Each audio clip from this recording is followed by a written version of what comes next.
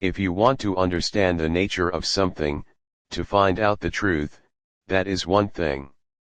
If you want to play semantics, make up wild thought experiments, that is another thing. I am not so interested in the latter, though I do appreciate that it can be fun, however unproductive.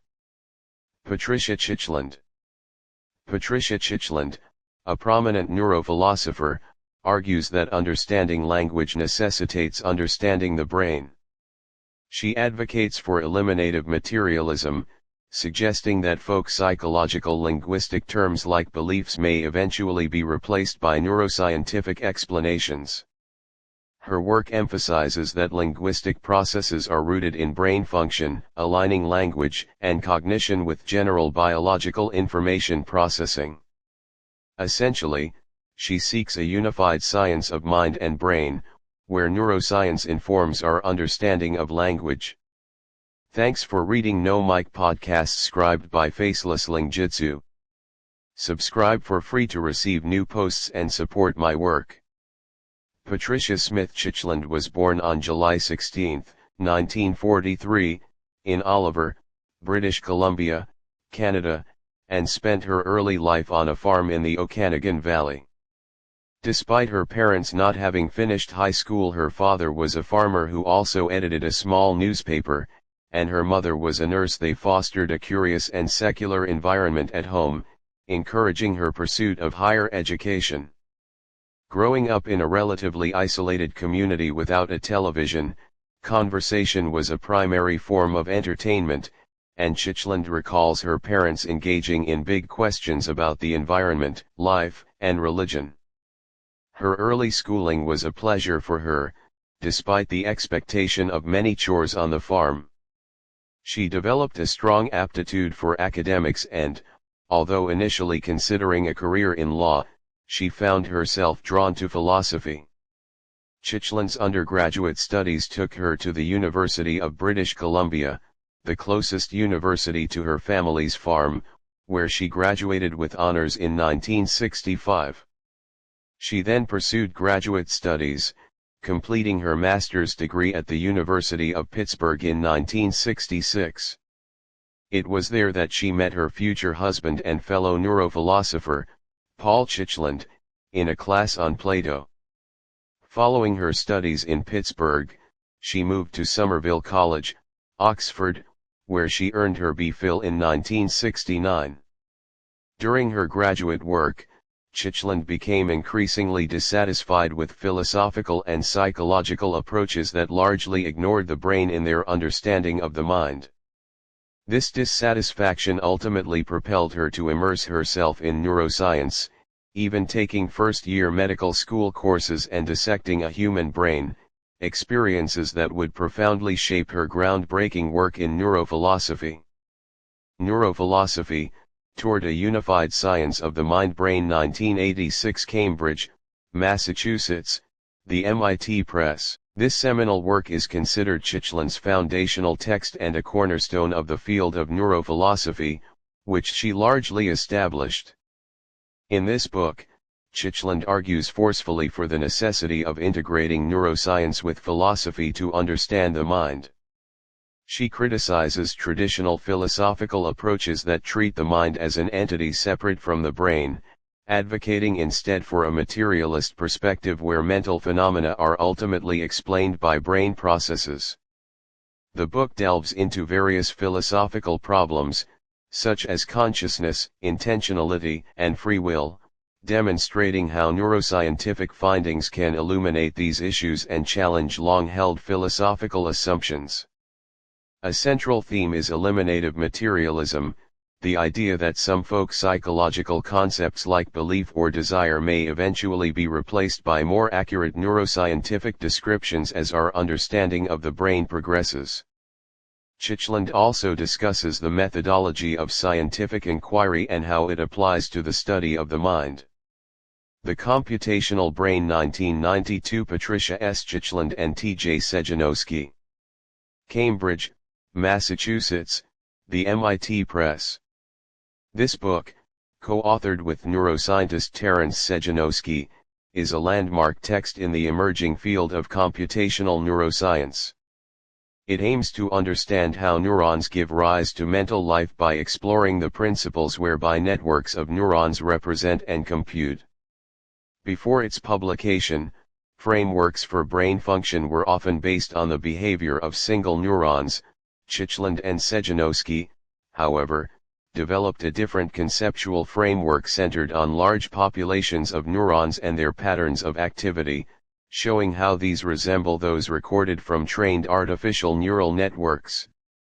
The computational brain is a broadly accessible work that brings together computational concepts and behavioral data within a neurobiological framework. It addresses foundational ideas, examines diverse neural network models, and considers future directions in computational neuroscience. The book delves into specific functional systems, particularly focusing on visual perception, learning and memory, and sensoromotor integration, discussing computer models in these domains and highlighting their strengths and weaknesses. It argues that both abstract models and neurobiologically realistic models are useful, predicting the coevolution of models and experiments across many levels of brain organization, from the neuron to the system. Neurophilosophy and Alzheimer's Disease 1992, edited by Churchland and Patricia S. Churchland. Berlin, Springer Verlag. As an editor of this volume, Patricia Churchland contributed to a collection that explores the intersection of neurophilosophy and the specific challenges presented by Alzheimer's disease. The book likely examines how a neurophilosophical perspective, which emphasizes the mind as brain, can inform our understanding of neurological conditions like Alzheimer's. This would involve discussions on the disruption of mind-brain relations in the disease, how cognitive functions are affected by neuronal degeneration, and the philosophical implications of such changes for our understanding of consciousness, memory, and the self. The Mind-Brain Continuum 1996. Edited by R. Arlanes and Patricia S. Churchland, The MIT Press. Co-edited with Rodolfo Arlanes, this book brings together various contributors working on a common problem, understanding the neurobiology of psychological processes. The title itself signals the central premise, that mental activity is brain activity. The collection aims to identify the most pressing scientific questions in this endeavor, with contributions addressing different levels of brain organization using diverse techniques. The book provides a broad, integrated view of specific subsets of brain function, with a particular focus on sensory perception, including somatosensory, auditory, olfactory, and visual processes. It explores how our sensory experiences are directly tied to the workings of the brain. The Hornswoggle Problem 1996, San Diego, La Jolla CA. Journal of Consciousness Studies. This influential paper directly confronts the philosophical challenges of understanding consciousness, particularly the hard problem of consciousness, which asks why physical processes give rise to subjective experience.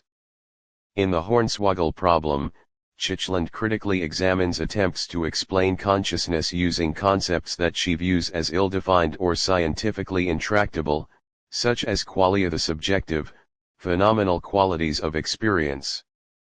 She argues that many philosophical approaches to consciousness create unnecessary puzzles by relying on outdated or pre-scientific intuitions about the mind.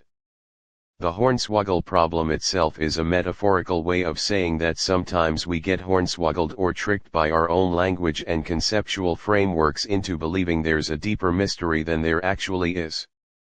Churchland contends that a more productive path forward involves a detailed, empirical investigation of brain mechanisms, rather than relying on abstract philosophical arguments that lack empirical grounding. She suggests that, similar to how early philosophers struggled with vital force to explain life before biochemistry provided answers, current struggles with consciousness might be resolved by future neuroscience. On the contrary, Critical Essays 1987 to 1997-1998. Paul M. Churchland and Patricia S. Churchland. Cambridge, Massachusetts, the MIT Press. This collection of essays showcases the critical responses of both Paul and Patricia Churchland to various philosophical positions that were debated during the decade between 1987 and 1997. The book is divided into 3 parts: folk psychology and eliminative materialism, meaning, qualia, and emotion, the several dimensions of consciousness, and the philosophy of science. The essays often present their arguments in direct engagement with or criticism of other professional colleagues' views. Brainwise, Studies in Neurophilosophy 2002, Cambridge, Massachusetts, the MIT Press.